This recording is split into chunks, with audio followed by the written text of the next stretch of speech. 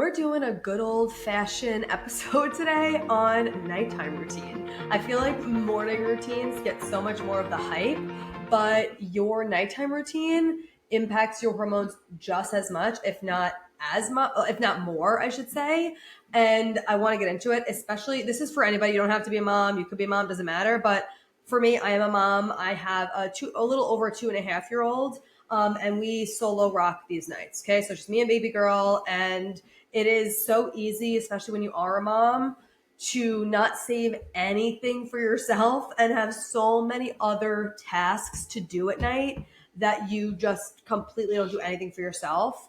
And this could be, the case for you if you're not a mom as well. But even when working with my clients, a lot of the times the nighttime is the hardest for them to not be scrolling, to do things that are supportive for them, because by the time night hits, you've already had a full day, especially if you are a mom, and you're rocking that nighttime routine or all day, forever and ever solo, you're done. Okay.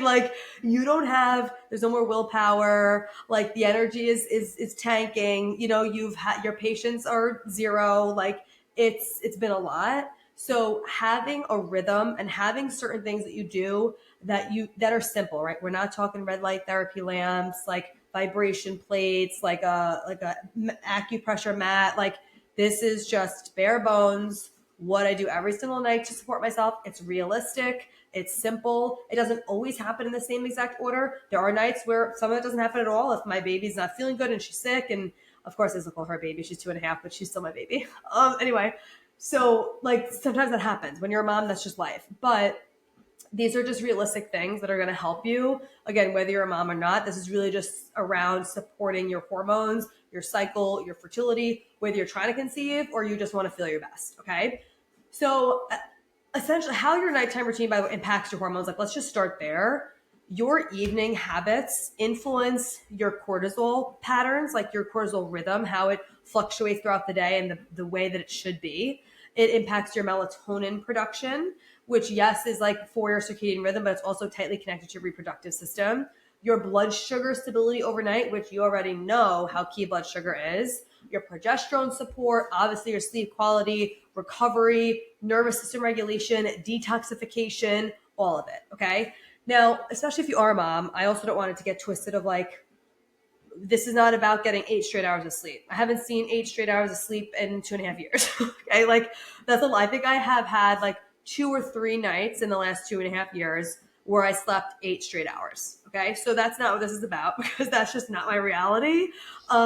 It's maybe your baby sleeps throughout the night. Maybe they don't, maybe you don't have babies, doesn't matter. But the point is, that's not what this is about. This is about how we can best set ourselves up for quality sleep and for quality hormone production. That's going to support our detoxification, our energy, our cycle, fertility, all the things. Okay.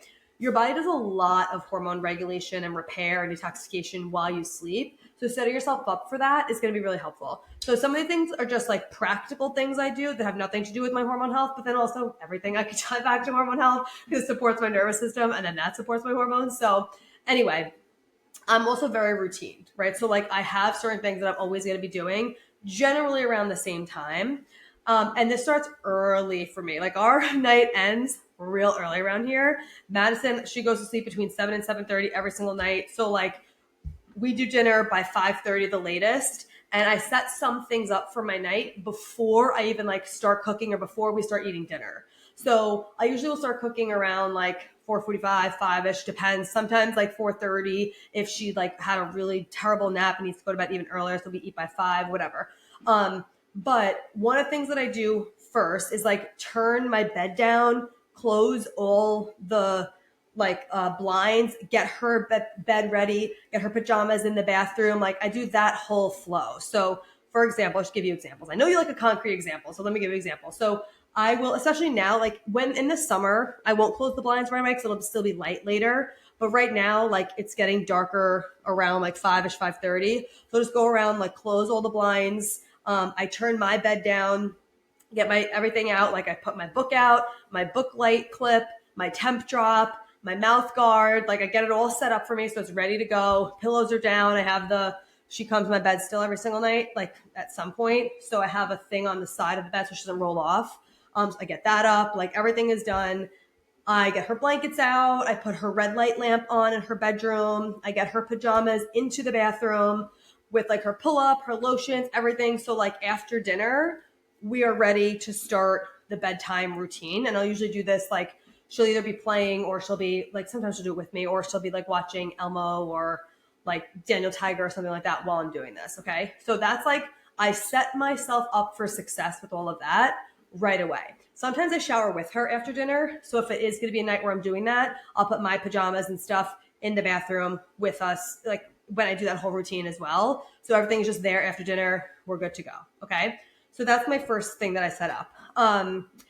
And so then, we have dinner, whatever. After dinner, usually it depends. Like sometimes I will do it together. Like I'll shower and she'll be in the shower with me. We'll do it all at once. And then I'm like done, feel so good. But sometimes if we're pressed for time or if she's just like really tired, and sometimes she prefers a bath, I just do a bath and I'll shower after. So that just like kind of depends. Either way, whether we're showering together or not, after that we do bedtime. Like so I do bedtime with her.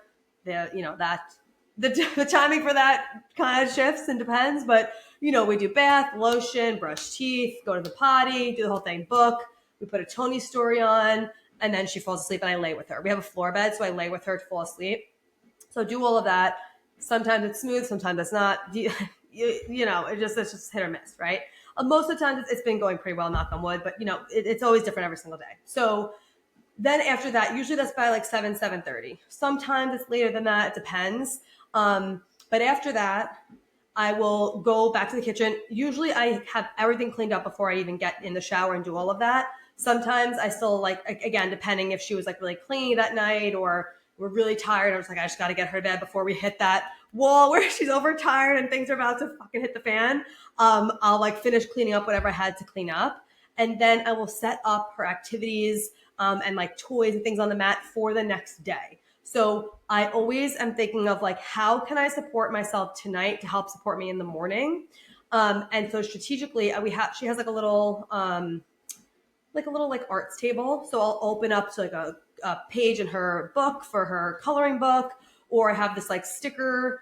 It's like a little like Disney princess cards kind of, and you like put different stickers on it. Or I'll do like a watercolor painting, like some artistic thing will always be out there. And then on like her play mat, I'll take out like 2 or 3 toys that like will just be there and ready for her. So when she comes out in the morning, she has something to play with and it's already there and ready to go. So I do that the night before. And then I'll fill up my water bottles. So I will fill up 3 water bottles. I have 3 different water bottles. One for my morning electrolyte with my minerals and chill. I also put my Gut Personal creatine in there now, which I'm loving. I don't think I've talked about on the podcast yet, but they came out with a creatine, and I haven't started taking creatine. I wanted to, and then they came out with one. I was like, okay, cool, perfect. I'm going to try it. Loving it for the mental clarity. That's like really what I'm taking it for. Not so much like muscle growth, but for having more focus. Oh my, I drastically see a difference on the days I take it and I don't take it. So now I just put it in my water bottle with my minerals and chill, like, or my instant hydration. Usually it's my minerals and chill in the morning. I'll put it right in the same water bottle. So I fill that up, get that ready to go. Then I have another water bottle. They're all stainless steel, the vibe, with just, and all filtered water with just plain water. And then I have another water bottle, which is what you're seeing right now if you're watching a video, with instant hydration. So I usually do 2 electrolytes a day. So I fill all those up. So those are all ready for the next day to just, again, support myself. And when you're a busy mom work life, the easier the things are done for you and grab and go, the better. So I do all of that. And while I'm doing that, like I usually will listen to some type of like vibey music, like Shift to Abundance or like a Millennial Bangers playlist. Like last night I was jamming out to Lifestyles of the Rich and the Famous. It just like came on the playlist and I was like, oh, I haven't heard this song in so long. I still knew every word to that song. It's so crazy. I can't remember what I ate for dinner 2 nights ago, but you put on that song, I know every single word. So I'll do that, or I'll listen to like an Audible or podcast or something.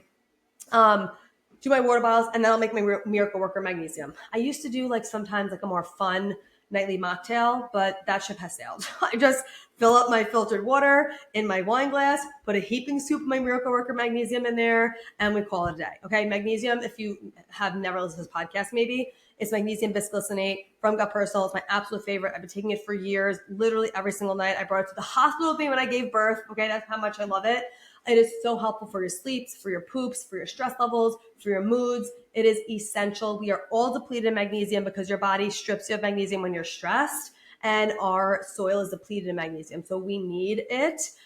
So I do that while I'm doing that. And then if I didn't already shower with Madison, I will go into the bathroom. I'll dry brush. This is one of the only kind of extra biohacky things that I do and I've been doing for years is dry brushing.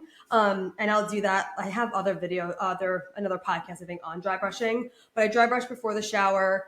And at this point too, for Madison too, when I do her bath, it's red lights in the bathroom, red lights in her bedroom. And then by the time if I'm going into shower, red lights for me in the bathroom as well. And I'll link below the red light, night lights and stuff like that, and candles. So I'm literally by candlelight and by red light. I do not have any harsh lights at nighttime. This is one of the easiest ways to help support your melatonin production, because melatonin production depends heavily on light signals. So if you just have your regular lights on, and even your phone, wearing blue light glasses is really helpful for this.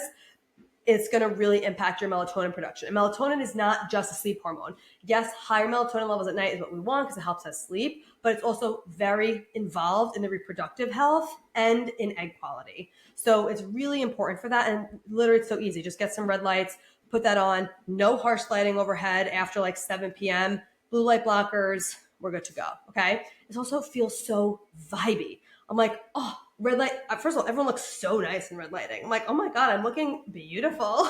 Then I put the regular light on. I'm okay, wait, not that good, but it's cool. The red lights with a candle, with your Miracle Work Magnesium, getting the shower, what a vibe. Especially as a mom, you need to romanticize these moments, okay? You also notice none of these things that I'm doing at night, no, I'm not there are occasions I have worked at night. There are certain times I have to do stuff like that. I've had a deadline or whatever. I've sometimes will do a load of laundry at night, but I really don't do that anymore because there's always something to do. There's always laundry to be done. There's always something to be cleaned. There's always a task I could do for work-wise. But I've realized that my energy, I'm so much more productive if I do those things earlier in the day and during the day. And it supports my overall health and wellness so much better when I just take that off my to-do list. And it's just not even something that I acknowledge as a task I'm going to be doing after I put her to sleep, because my tank is so done at that point that I'm just the most productive thing that I could do right now is support myself and support us for the next day. Again, there are circumstances where sometimes I'll have to work at night, or I'll do laundry or something we need for the next day, whatever. But large majority of the time, I'm really not doing those things at night anymore. And it's been so helpful because when you don't do those things at night, you'll just find other pockets during the day to do it.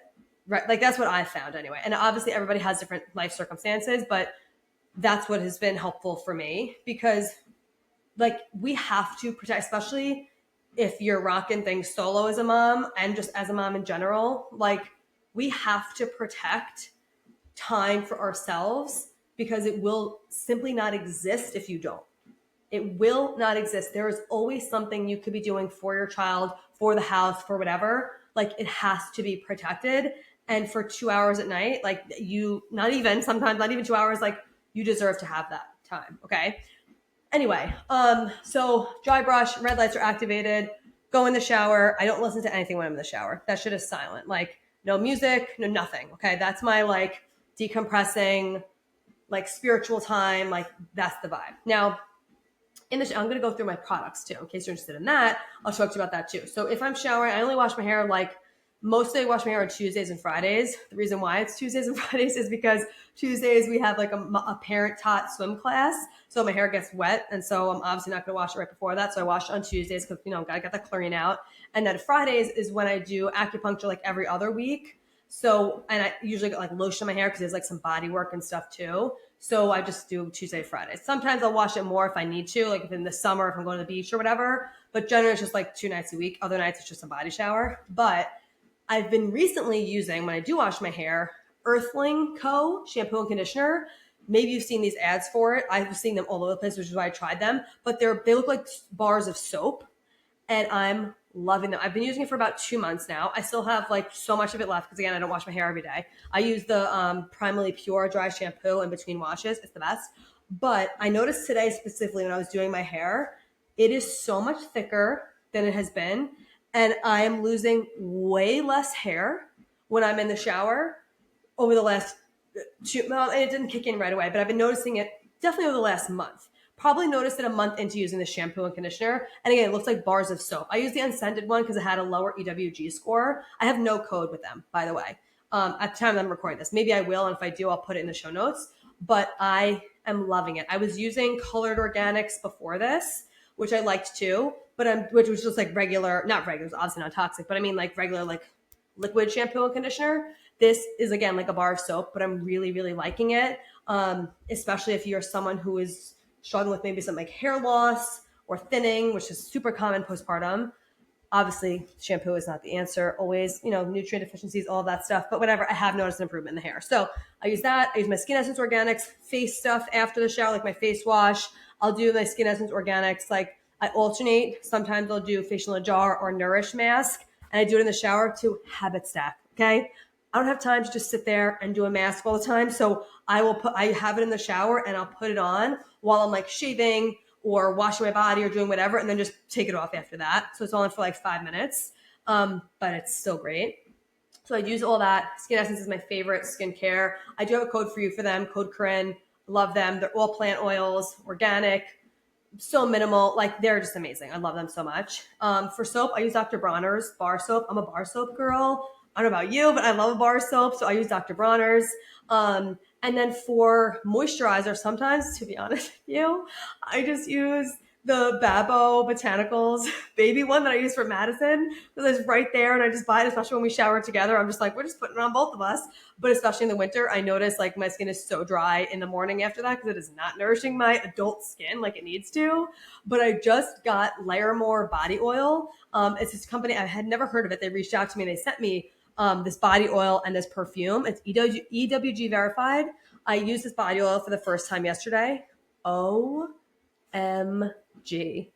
I was putting it on and I'm like, I smell amazing. Like I never use scented lotions. Like I'm always using unscented. When I put this on, I was like, oh my God, this is such a vibe. And it was so nourishing, not greasy. Like, oh, it was so good. I've used like Osea body oils and stuff like that too.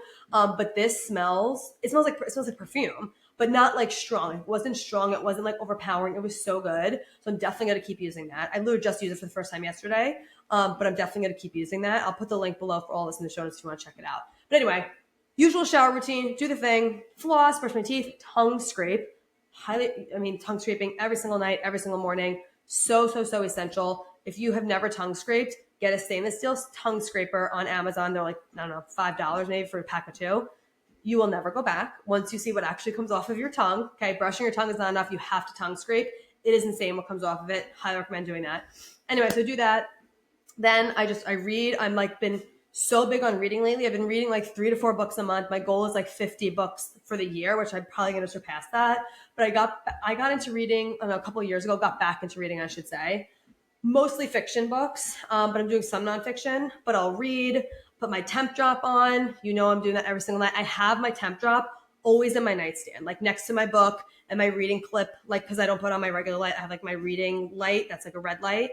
And my mouth guard, because now I have a mouth guard, which I didn't realize for so long I was grinding my teeth, and that's why my jaw hurt. And I went to the dentist, and they were like, "Do you grind your teeth?" I'm like, "I don't know, I think so." And they're like, "Your teeth are literally flat, so it looks like you need a mouth guard." Life changing. I have not woken up with jaw pain since. It's unbelievable. Anyway, but I can't mouth tape anymore because your mouth is always kind of like a little bit open with the mouth guard, but whatever. So I put my temp drop on and so I don't forget it, because a lot of people not a lot of people, for me, if it's not there, I'm going to forget it. So I always have my temp drop with everything else that I already know I'm going to be doing at night. So put that on, press it, lay down. I do my guided meditation every single night. I just put it on. It's Insight Timer. I've been listening to the same guided meditation at night and falling asleep to it. Literally before, like 7 years, like just the same one. It's just my go-to tried and true. And then I go to fall asleep, and usually Madison then wakes up, and then I get up and go get her, and then we go back into bed. And that's really my nighttime routine. It is nothing fancy. It's really practical. It's setting me up for success for the next day, while also like what really helps me mentally for my nighttime routine is not expecting myself to do anything extremely productive, not expecting myself to have any great ideas or do any like hard tasks. And also I have a cutoff too, because sometimes I'll be scrolling in between all of these things, but I have a cutoff of like 8:45, no social media after that. What can help me too, because sometimes like when you're so shot at the end of the day, for me I'll get into like freeze mode where I'll just like sit there and just be like, I just need a second to like not do anything and just like sit and go on my phone. And I will do that sometimes just because it's like I just need a fucking second. But then I need to get my phone out of my sight and put it like on my bedside table, on my charger or whatever, just like get it away from me while I'm doing the rest of the nighttime routine so that I don't go to reach for it.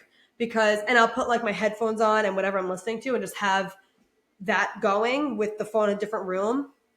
It is so helpful to do that for me. If it's in front of me, I'm going to reach for it. I'm going to answer the text. I'm going to look like it's just, it's addictive. It's right there. So getting it out of mind is really helpful. And depending on what time it is, if I have like laundry that's sitting there, I'll like fold it up and put it away, like minimal tasks like that. But it's super simple. It's just nervous system regulating, nothing harsh, no high energy, like tasks that are going to really get my brain going, get my nervous system going, get my cortisol up. Like, and again, as a mom, like I don't have time to be doing all these crazy things at night. I just have to do things that are going to support my nervous system. Getting myself set up for the next day is one of the ways I do that, with the water bottles, with Madison's like toys for the next day, making sure I have stuff set up for like breakfast and stuff so I easily can grab stuff to either make or have it already prepped for the next day. Like getting everything cleaned up, like everything is like ready to go for the next day. That helps my nervous system. And then reading in bed at night, I mean, so game changing. Sometimes I'll do legs up the wall. To be honest, I have not been consistent with that, but that is really great for your nervous system.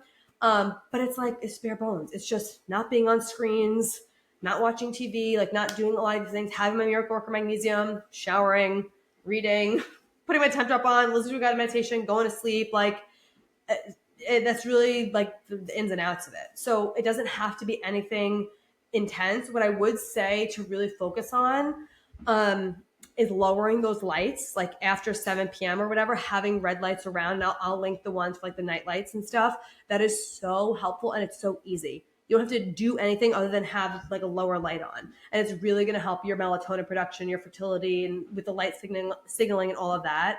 Dry brushing, so supportive, super easy to do. It takes less than a minute before you go in the shower if you shower at night. You can do it in the morning if you shower in the morning too. That's helpful for detoxification, for lymphatic drainage, for inflammation. Like it's just such a great thing to do, and it's super easy, super quick. And your like screen time, really getting wrapped up in other things that don't involve your screens. Like it's so helpful to do that at night because your motivation and because your willpower is so low at night because you've had to use it so much during the day already. You like need to set yourself up for success to not get trapped into the doom scrolling, because it's very easy to get, and I get sucked into it sometimes too, because it's so easy to, like, because you're just so done. You're just like, my brain just needs to rot. But that's like the opposite of what our bodies actually need at night. So that's what I do at night. And I love my nighttime. I love it so much. I cherish it. Like I am not a night owl. I'm a morning person. I rarely go out at night, like very, very rare. If I'm going out at night, I really want to be there. It's something that I'm like super into, or it's really for a good friend or something like that. Otherwise, like, yeah, I'm in bed. Oh, and what time I go to bed? I'm definitely usually asleep by like 10:45 the latest. If I'm like reading a good book, it's usually around that later time. Generally I like to be asleep by like 10:30. Again, this depends if Madison wakes up or whatever, like that's always up and down, but I aim to be falling asleep at that time. But I recently saw a reel. It was so funny. And it was like noises my baby doesn't wake up to. And it's like vacuuming, door slamming, all this stuff. And it's like noises my baby wakes up to. And it was like the sound of like the person sliding into bed. And I'm like, it's literally so true. It's so funny. But whatever. Then I just bring her to bed and we fall asleep and it's all fine. So anyway, that's the morning routine. Not morning routine, my nighttime routine, just to give you some ideas of what you could be doing, how you can maybe shift some things, make it simple. Yeah, I mean, it's really not anything fancy.